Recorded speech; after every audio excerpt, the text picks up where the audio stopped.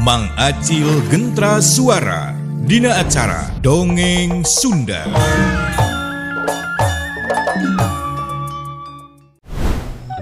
Mang Agus, ari eta teh saha geuningan asa sateua jiga lain urang lemur ieu. Kitu cek Pak RT. Ngadenge Pak RT nanya kitu. Nini Ratmi teh anu ngajawab, pangheulana kenapa nanya Pak RT. Teu acana SIM kuring teh nyuhunkeun dihapunten. Poh bilih kadongkapan SIM abdi teh nambah karuwet ka kulawargana Pak RT. Oge ka lemur ieu panjang carita nama. Ke upami tos SIM kuring ngubaran ieu nu tatu ku kuring dicaritakeun sagala rupana anu kaalaman ku kuring dina peuting ieu. Sabot Maratmi nyarita kitu Pak RT teu lemek estu ngadedengekeun jeung ngaregepkeun kana caritaan Maratmi. Oh, mohon atuh mangga. Naon wae nu diperyogikeun ku emak, sok tinggal nyarios. Caca Pak RT nyarita kitu kadenge asih humarurung. Aduh, Cece, di mana Cece? Kitu cenah cik asih. Bari jeung alak ilik maksudna maneangan Iwin meureunna. Ari Iwin terus ngorejat ngadiketan ka Asih. Gap leungeun Iwin teh ngarampak kana leungeun Asih bari jeung pok nyarita. Iya gelis, adi Ece, ulah waka seueur nyarita, sumawona ieu seueur gerak, sok reureuhkeun heula, da aya teu salamet. Ngadenge Iwin nyarita kitu Asih ngicepkeun panonna. Pok deui nyarita harosos. Hayang ngarot ce asana ang teu kuat. Ngadenge Asih nyarita kitu Pok, Nini Ratmi teh nyarita, menta cai ka Pak RT. Punten Pak RT, bade nyuhunkeun cai. Terilaso, Bu RT hideung ngasongkeun cai dina cangkir gap, ku Nini Ratmi teh ditampanan, terus diasongkeun ka Asih, diantelkeun kana bibirna. Regot-regot nepikeun ka erepna eta cai. Kawasna bener-bener hanaan. Sanggeus kitu Pok, Nini Ratmi teh nyarita, kanu araya di jero imah. Bari jeung pangnyekelankeun kana awak Asih. Punten ieu teh, kasadayana khususna ka pameget bantosan pangnyepengankeun ieu murang kalih ieu. Maksudna mah bade ditamaan ku Nining. Sakabe anu araya di dinya, harita teh saged ngajalankeun parentahna Nini Ratmi. Saterusna, Nini Ratmi ngagunakeun tanaga lapisanana pikeun ngubaran Asih. Satekah pola Nini Ratmi ngerahkeun sagala rupa pangabisana.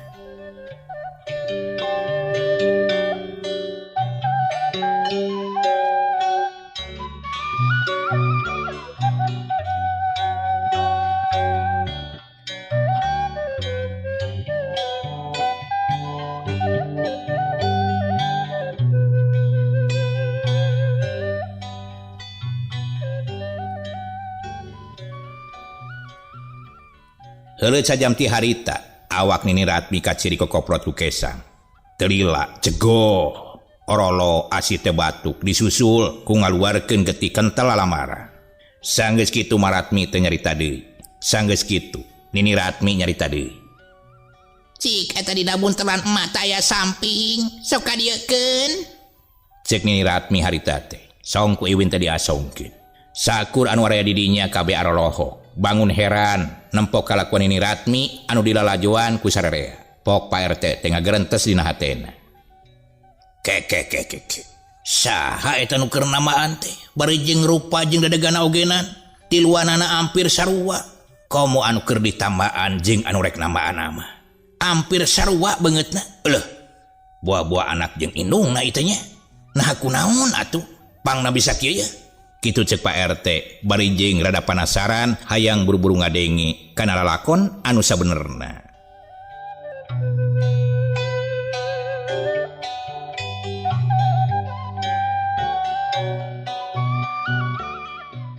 Sanggeus nyokot samping anu aya dina buntelan, song diasongkeun ka Iwin. Sabot kitu kadenge reangna hayam anu kongkorongok patembalan jeung baturna.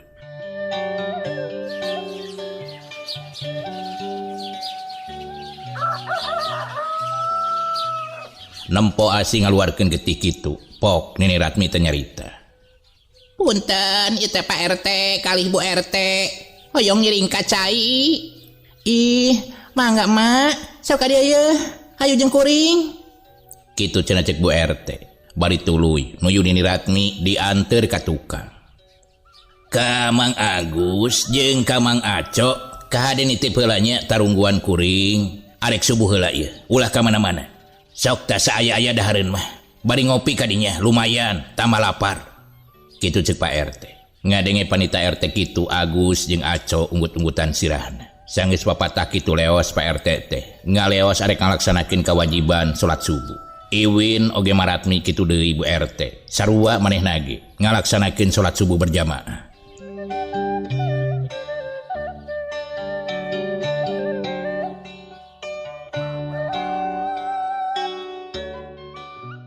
Sanggeus rengseng ngalaksanakeun salat berjamaah terus sarerea teh ka tengah imah deui.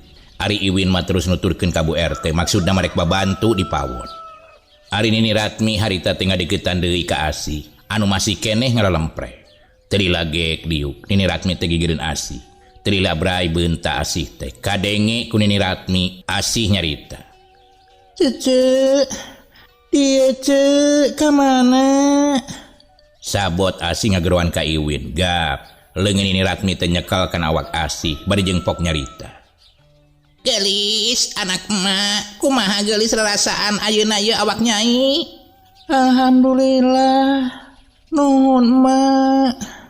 Mate saha anu tos nulungan abdi atanapi saha ieu teh? Sabot Asih nyarita kitu. Berbay cimata Asih teh ngalemereh ka surung kurasa bungah jeung sedih anu teh papadana. Geus gelis, ayeuna mah Nyai geus salametkeun ulah waka loba nyarita sumawona loba usi. Kaya Nyai teh can pulih pisan ieu. Sabab lamun kena ka jalma biasa mah awak Nyai teh tak bakal tutung jiga areng ku akibat tanaga lapisan ta si durjana. Deng Nyai, tepikeun ka kieu ieu nasib jeung lalakon Nyai teh. Lamun seuk mati katulungan awak Nyai teh geus ngababatang jadi bugang. Tapi heran, padahal ieu budak awewe teh boga ilmu anu bisa nandingan kana ilmu muridna si Gaper. Nilik tina gerak jeung jurus-jurus anu dipibanda ku ieu budak. Tapi saha guruna atuh jeung urang mana? Nah bener ieu teh Asih anak aing kitu anu sabaraha taun geus leungit dipaling ku si Gaper. Harita Pak RT terus merhatikeun wae antar Nini Ratmi jeung Asih anu ngalempre. Sok-sok reureuhkeun heula. Ke lamun geus rada beurang, mah terek lumampah neangan ramuan jeung nyageurkeun awak hidep. Kitu ceuk Nini Ratmi. Bari ngusapan kana leungeun Asih. Banget ku panasaran dina hate Asih. Harita dareuda bari jeung ingsreuk-ingsreukan. Panon melong ka Nini Ratmi anu aya gigireunana.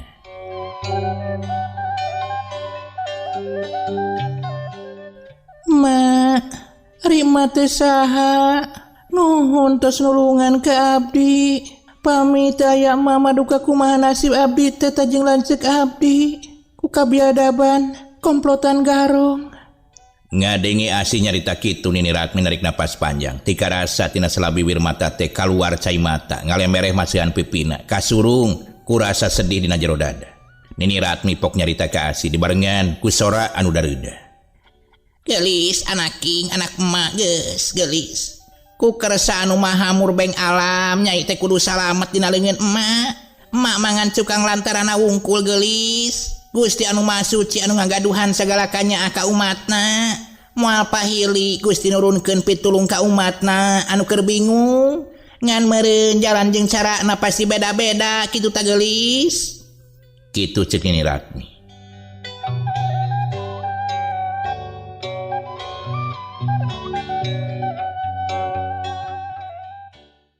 Harita balebat ti belah wetan geus moncorong nyaangan buana panca tengah.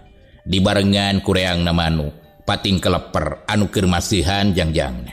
Ting cariakna anak hayam keur diawur ku Bu RT.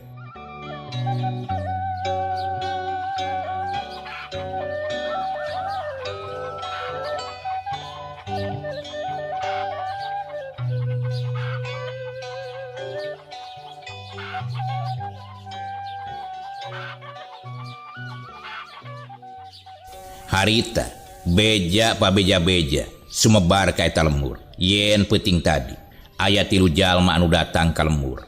Dibewarakeun ku Mang Unang jeung ku Bah Toleng. Atuh sapada harita Dihareupeun imah Pak RT jul-jol pinuh ku jalma-jalma lalaki awewe anu hayang apal kana kajadian peuting tadi.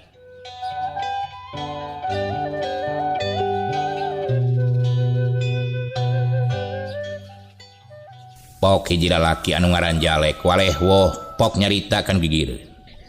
Lain cenah mah ceuk si Unang, eta awewe anu datang ka dieu teh geulis pisan cenah. Geulis tiluanana, boa-boa kemara tilunya oi. Kitu cenah ceuk anu ngaran Jalek. Dijawab ku nu gigireunana sarua nangtung panasaran hayang apal katamu anu aya di jero imah Pak RT.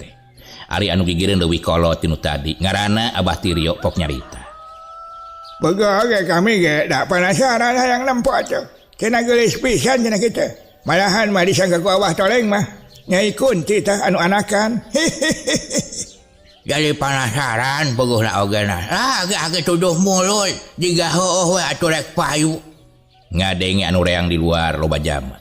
Jung Pak RT teh nangtung teu lasrog ka teras imah. Kasampak diburuan geus loba jalma, pok Pak RT teh nyarita. Ke aya naon ieu teh aya naon? Jiga keur lalajo menbal geuning lain uluk salam ka dinya. Ieu mah kalah kahayo we reang diburuan. Kumaha ieu teh? Naon maksudna? Sabot kitu di tengah-tengah anu nyelengkeung hiji awewe anu pangawakanana jangkung leutik umurna ngora keneh berjing rada judes deui. Nyarita ngengkreng pokna teh. RT, kade bisa eta jalma teh api-api mawanu gering. Pego-pego ogenan keur dalung ti kaayaan di lemur urang. Kalila-lila Pak RT ogenan kapalingan gerage teuing kade lah. Keur keur kaayaan di lemur urang teh werit kieu, sing hati-hati Pak RT. Ulah sok waka-waka monis kabatur. Pamali jiga kitu teh. Boa teuing ieu jalma teh bakal nyalametkeun kana kaayaan lemur urang. Ulah sok seudon kitu. Tuman teu hade eta teh. Goreng akibatna.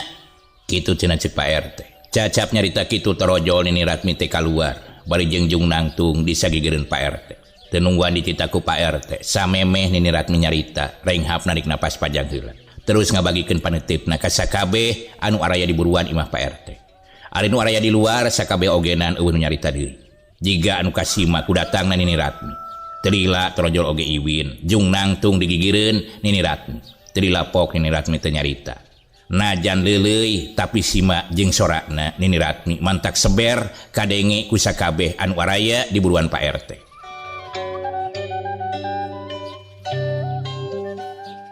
Sate acana sim kuring teh nada widi boh bili kasumpingan sim kuring teh mantak ngajengkelkeun sareng mantak nyurigakeun ka sadayana.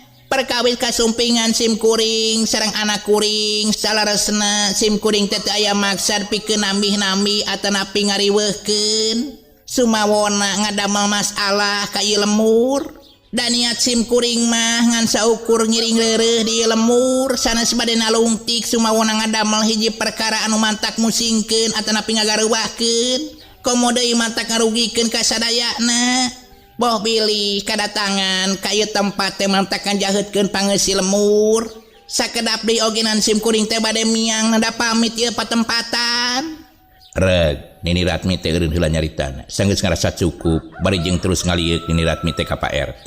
Anu dieuk surti, pok nyarita deui ka pangeussi lemur.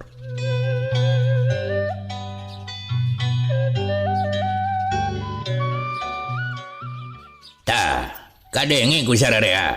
Yen ieu tamu kuring teh lain arek neangan mangsa. Estuning keur nyageurkeun anakna anu peuting tadi tas gelut jeung sababaraha garong. Sok bisi hayang apal anu carita sabenerna mah dengekeun ku aranjeun. Yeuh, ulah sok waka nyangka teu pupuguh nanaon ge. Kudu ditalungtik heula anu bener. Ngadenge Pak RT nyarita kitu, pok deui Nini Ratmi teh nuluykeun caritana. Atur nuhun Pak RT, sim kuring teh ngaraos bingah lan sugema. Pak RT parantos mercantenkeun ka sim kuring. Kanggo linggi sementawis di lemur, sok sanaos sim kuring teh teu acan nerangkeun saha jati diri sim kuring. Wajar upami warga-warga sadayana gaduh curiga oge sangkan anu sanes. Keur maeukeur di lemur teh nuju werit seueur kajantenan anu mantak ngariweuhkeun. Tah supados kauninga ku sadayana mangga regepkeun salaresna lalakonna teh kieu ieu teh. Utamana anu kaalaman ku sim kuring. Tah kieu carita anu salaresna mah. Barabat Nini Ratmi teh ngabejakeun sagala nu kaalaman ku manehanana. salila di perjalanan ditetek kenu kaliwat timimiti manehna ngintip-ngintip jelema anu keur galungan nyaeta Asih jeung sababaraha urang garong.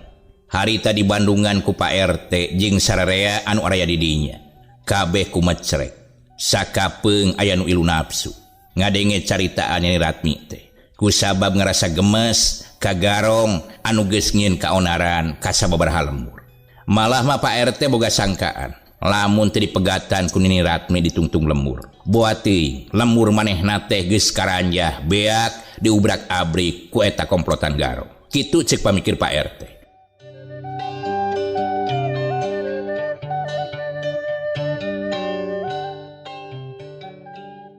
Nya sanggeus kitu mah Nini Ratmi teh mungkas caritaanana. Tah, kitu kadang wargi sadayana caritana teh oge ka Pak RT. Pasti ti barang jol sim kuring ogenan Pak RT teh ngarasa penasaran. Nah kumaha bisa kejadian kieu? Bisa Nini nepikeun ka aya di ieu lembur? Tapi hapunten Nini teh teu buru-buru ngajentrekeun kana lalakona sabab Nini teh keur werit boga tambaaneun anu keuna ku tatu. Kitu ceuk Nini Ratmi bari ngareret ka Pak RT. Oh, teu janten sawios-wios Nini, teu janten sawios-wios. Abdi ogena neda dihapunten ku kapanasaran sim kuring ti kawit dugikeun ka ayeuna. Malihan ka kadang warga sadayana anu sami kumpul di epat tempatan. Perlu ku urang dipikirkeun. Lamun seuk taya kejadian anu tumiba ka si Nini, eta garong teh tan wande tah bakal ngaruksak ngobrak-ngabrik ka lemur urang. Ngan untungna aya pitulung ti Gusti Anu Maha Suci eta garong teh bisa kajegal bisa kahalangan ku ayana tarung jeung si Nini ditungtung lembur. Tak ku hal ieu kasadayana warga supados ngarti kana naon kejadian anu geus lumangsung sakumaha anu bieu dicaritakeun ku si Nini. Ngartos Pak RT, ngartos abi mah. Ngartos pisan mohon. Aduh hadena we atuh eta si garong teh gelut jeung si Nini nya. Lamun teh gelut mah bener Pak RT. Meh kuring teh meureun dibawa teh ku si garong. Alhamdulillah salamet. Alebantang ge ulah sok jadi jalma asa bener sorangan atuh memeh nyarita teh pikir heula ulah jang dicalangap tah kitu karasa keur mah ekeur awak teh begung tinggal tulang ngan gede madang we wungkul ari nyarita tarik bari jeung teu bener teh. Kitu cenah cik warga si disalahkeun kanu tadi nyangka goreng ka Nini Ratmi. Heup kadang warga sadayana. Ulah saling tuduh, ulah saling salahkeun, anu geus mah geus. Da meureunan wajar. Jalma boga timuru wajar, boga curiga wajar. Tapi curiga eta ulah ngajadikeun hiji suudon. Lamun urang can apal seluk-belukna jeung lalakona. Kitu tah. Sabot Pak RT beres nyarita. Harita Agus jeung Acok kitu deui bae pamitan ka Pak RT maksudna mah arek mulang. Nya sanggeus ngarasa beres majung sakabeh anu aya di dinya teh ting laleos ninggalkeun imah Pak RT.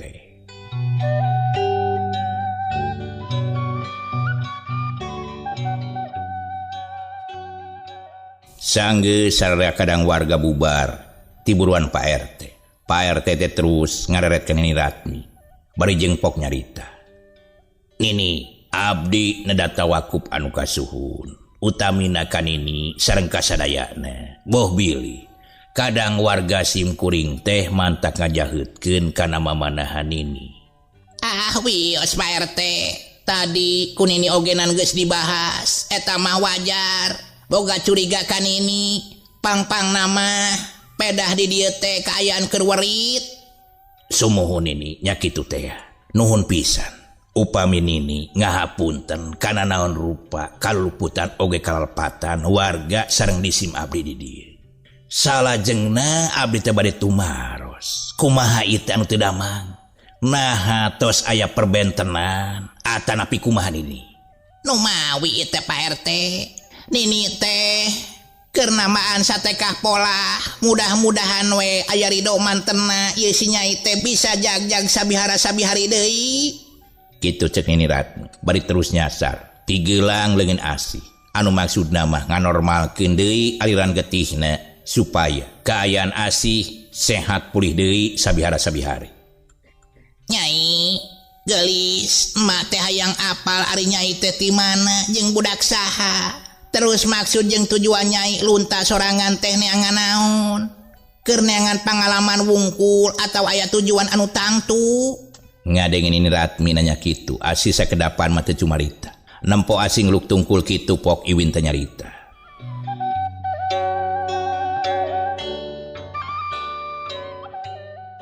Nyai, sok caritakeun sakumaha maksud jeung tujuan Nyai. Pangna lunta tuk nepikeun ka panggih jeung ece. Asih memeh ngajawab kana pananya na Nini Ratmi. Pok ngagerentes dina hatena. Saha nu geus nulungan aing? Nilik kana Wanda jeung dedeganana nah jiga pernah wau. Tapi teuing di mana jeung iraha? Sabot Asih ngaulang kitu. Terus ngingat-ngingat kana naon anu geus kaalaman tadi peuting. Geus kitu pok Asih teh ngamimitian nyarita. Ma, abdi lunta ninggalkeun lembur. Ngandung maksud sareng tujuan. Abdi leumpang lain kepat kosong, lain nyatur tanpa bukur. Estuning aya sababaraha pamaksadan. Nyaeta Reg Asih teh ngaraneg heula nyaritana terus narik napas jero. Karasa dina dadana aya nu nyolok berat. Karasa ku diri Asih.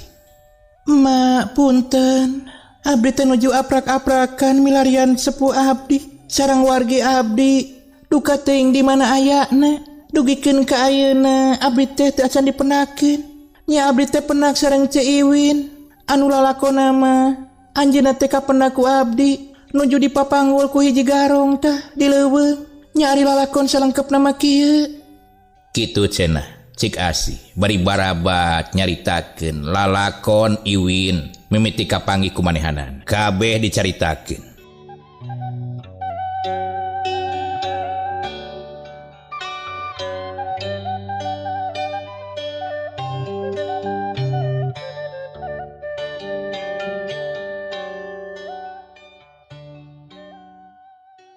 Iwin ngahaminan bari jeung ungut-ungutan. Estuning manehanana gede rumasa. Geus disalametkeun ku Asih. Ari Nini Ratmi ungut-ungutan ngadenge caritaan Asih kitu teh. Pok deui nanya. Kasedih jeung kabunga oge kasusah sakabeh ogenan eta teh. Anging keur samantena ngan beda jalana meureunan. Si Abah ogenan lunta ti imah teh arek nepungan ka lemur Campaka. Meureun kaya kitu mah moal panggih tah. Nah, ma, teu ka Campaka heula kitu. Puguh henteu emak teh. Malahan emak teh teu bebeja ka si Abah oge. Dan dipimaksud ku emak teh pada lunta si Abah maluruh anak anu jadi lalaki. Atuh emak inget ka si Nyai tah. Hayang maluruh anak awewe anu leungit geus lila. Panasaran da emak teh yakin pasti si Nyai teh jumeneng keneh. Aya keneh di kieuna kitu cek pamikir emak. Mantak emak teh aprak-aprakan ieu. Bakat ngingku ngudag rasa panasaran. Ngan emak yakin dina papanggihna ogenan eta budak teh geus boga hiji ciri anu mandiri. Pikeun emak nganyahokeun ka manehanana. Kitu cenah cek Nini Ratmi. Bari ngareret ka Asih. Ma, punten. Manawi aya hiji barang bukti kanggo negaskeun eta anak emak anu leres-leres leungit sabaraha taun ka tukang. Namina saha terus emak kantos nyimpen naon tah kanggo cirina. Huleng sakedapan mah Nini Ratmi teh ngahuleng inget-inget kana naon anu ditanyakeun bieu ku Asih. Lamun teh salah mah Nyai, Abah Anang teh kosingin ciri hiji kongkorong tina kulit kidang. Bari jeung eta kongkorong teh dingaranan Asih. Nya eta oge lamun seug aya keneh dina dirina. Kitu pok-pokanana Nini Ratmi. Teu lapok deui Asih teh nanya ka Nini Ratmi. Salian teh kalung naon deui cirina mah? Aya tanda naon anu kaemut ku emak? Kieu Nyai, jati diri dina anak emak teh dina awak eta budak teh aya karang dina kelek belah kencana kitu tah Nyai. Nya geus kitu magap Asih teh nyokot kongkorong anu dijieun tina kulit kidang. Ku siwal dikaluarkeun. Sanggeus dicokot song diasongkeun ka Nini Ratmi. Pok nyarita bari kasurung ku rasa bunga. Ma, cobi tinggalian ku emak ieu Kang Kalung. Cik Asih bari song diasongkeun ka Nini Ratmi. Gap kunini Ratmi teh ditampanan bari pok nyarita. Keke gelis. Asa wawuh ieu kongkorong teh yeuh. Kitu cenah ceuk Nini Ratmi. Bari jeung nalek-nalek kana eta kongkorong. Terus dibulak-balik. Geus kitu digolerkeun, terus dicokot deui. Diteges-teges deui ku Nini Ratmi apik pisan. Nya sanggeus kitu pok, Nini Ratmi teh nyarita deui. Mate penasaran yeuh. Hayang apal deui kana tanda anu sejena. Bisa wae ieu kongkorong teh keur ngabobodo yeuh. Tapi tanda anu sejen mah moal bisa kabobodo. Soalna eta ciri mah datang nanti bareng lahir. Oh gitu emak. Mangga ku emak tinggalian. Bilih aya dina diri abdi. Kitu cik Asih. Terila koleset Nini Ratmi teh ngadikiteun kana awak Asih. Terus ngarampa naon anu jadi ciri dina awak Asih. Bre katembong. Bener dina kelek belah kenca. Aya karang hideung anu netelakeun yen eta teh bener nu jadi anakna.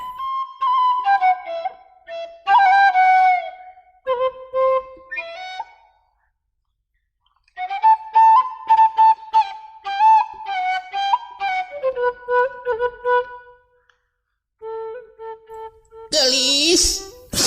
Anak emak bener nyai. Ieu teh anak emak hidup teh. Emak moal bisa kabobodo. Yakin ieu teh Asih anak emak. Iwin, ieu teh adi hidup. Anu salila ieu di tangan ku emak. Nyai, bener pisan. Teu salah pirasat ece. Alhamdulillah ya Allah, Gusti Nu Maha Suci. Ece geus ditepungkeun ye. Jeung adina Kang Wikanta, lamun seug akang aya kene bag jalan sugema Kang. Ya kuring teh bisa ngariung jeung adi akang nyaeta Asih. Nempo anu keur parangkul-rangkul kitu Pak RT jeung Bu RT kagagas. Ngarasakeun naon anu keur kaalaman ku Nini Ratmi jeung Asih oge Iwin. Tika rasa dina sela-sela biwir mata Pak RT, ting berbay cai mata. Ngalemereh masihan kana pipi. Jung harita teh narangtung Bu RT jeung Pak RT teh. Leos ninggalkeun anu keur pada manggih ka bunga. Sanajan Asih dina kaayaan can pati pulih ogenan. Pok Asih teh nyarita. Ma, nuhun alhamdulillah ma punten Asih. Terus ngantunkeun emak salami ieu. Nya gelis, emak oge hampura. Lain tamelar kanu jadi anak yeuh. Nyai teh bener-bener anak emak. Adina si Wikanta tahyilan ceuk hidup nyai gagantina. Bagja nyai, bagja pisan. Ece bisa ngerasakeun kabela jeung kanyaah nyai. Dalamun taya nyai, nasib ece teh duka kumaha tah. Kitu ceuk Iwin bari ngusapan Buk Asih. Sabot Asih jeung Nini Ratmi keur paungku-ungku silih rangkul nyacapkeun rasa kasono jeung kabunga. Di luar harita teh uluk salam, sora hiji lalaki, eta jalma teh si Horeng Abah Toleng, anu tadi peuting kagiliran jaga ronda.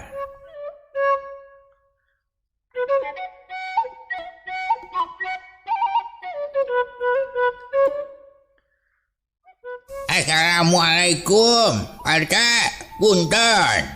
Ngadengan uluk salam, pok Nini Ratmi teh ngajawab salamna Abah Toleng. Waalaikumsalam warahmatullahi wabarakatuh. Mangga kalebet Abah. Nging di luar sok kalebet. Kitu cek Nini Ratmi. Nya geus kitu majung Iwin teh nangtung. Kakaraogenan cengkat terojol manten Pak RT teh. Nyampeurkeun kan uluk salam bari pok nyarita. Ai, Abah geuningan. Aya naon Abah? Kumaha ieu? Sok rareuwas kieu? Cek Pak RT bari nanya ka Abah Toleng. Sanes Pak RT teh, abdi teh ka dieu teh banget ku panasaran ieu ye. Kana kaayaan anu wengi, kumaha parancos ditaros. Sok bilih ieu mah eta tilu jalmi teh ngajadikeun kariweuhan ieu ka lemur urang. Kumaha tah? Tos diinterogasi ku Pak RT. Geus Abah geus. Masalah eta mah Abah mah ulah loba teuing carita. Terus deui lamunnya eta jelema anu tilu terek ngariweuhkeun ka lembur urang, Abah rek kumaha? Kuring hayang nyaho jawaban Abah. Bet eta mah nyangakeun wae ka Pak RT ai abdi mah. Kumaha saena eta mah?